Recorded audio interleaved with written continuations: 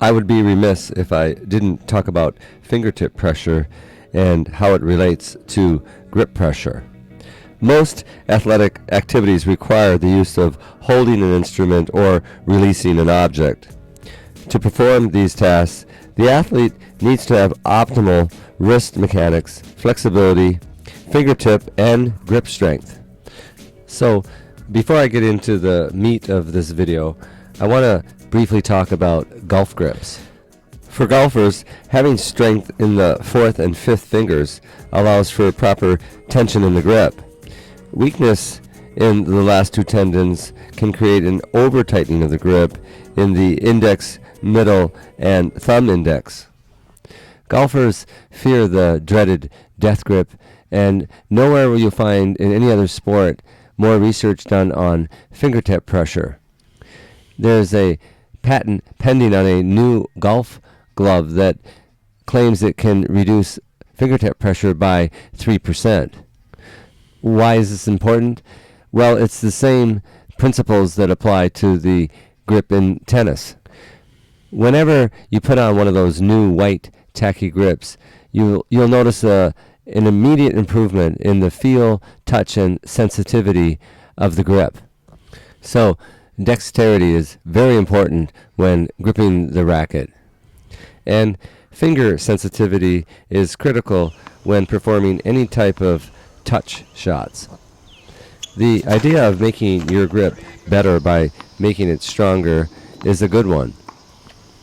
However, there are some inherent trade-offs within this concept. The stronger your grip, the longer and harder you can potentially hit the ball. But the more timing dependent you will be to hit the ball consistently and accurately. So, as we saw in some of the previous videos, some players can actually have too much strength. That is, if they can't control the fingertip pressure. So, if you find yourself having an off day, you may need to ease up on the grip strength while you get a better feel for your timing in order to avoid spraying balls all over the place. In tennis, a common cure for a stiff arm on the serve is to relax the hand with the pinky hanging off the end of the butt cap. Similarly, many top players cradle their pinky at the end of the butt cap on the ground strokes. Changing your grip on the racket by holding it nearer to the end of the handle will completely give you a different feel, just as changing from a 10-ounce stick to a 12-ounce stick, or changing your stance from more open to more closed, or vice versa, or changing grips from a 4 3/8 to, let's say, a 4 1/8.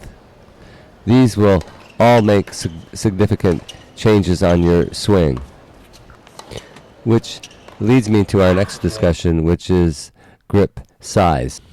To date, I have measured over 400 hands. The smallest hand I recorded was a 5-year-old with a 4 3/4 inch length, and the biggest hand I recorded was a high school senior at 9 1/4 inch.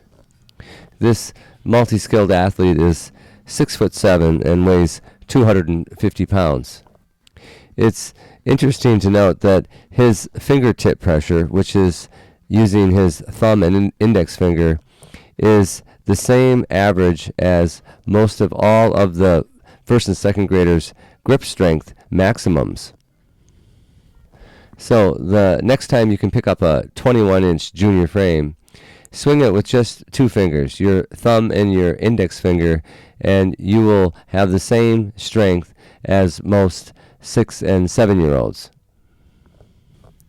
Which leads us to the next question, which is, what is the correct grip size for each individual hand size? For example, Michael Jordan had a huge grip measuring 6 inches. But to determine that, we have to use some kind of measurement tool. It seems amazing to me that on some of these current websites, Tennis Warehouse and others, that the same measurement guidelines are used that were used over 40 years ago. Even though equipment and technique has changed dramatically, my advice would be that if you want to create more wrist flexion, you should use a smaller grip. The consequences of a larger grip are less wrist flexion and more fingertip pressure that has to be used in order to hold on to that racket handle. So with the lighter frames and the need for creating more racket head speed, try using a smaller grip size. Go as small as you can go that feels comfortable. Remember, there are no strict guidelines as in the previous diagrams. In fact, players shouldn't solely concentrate on different weights and head sizes of their rackets. They should also consider trying different grip sizes.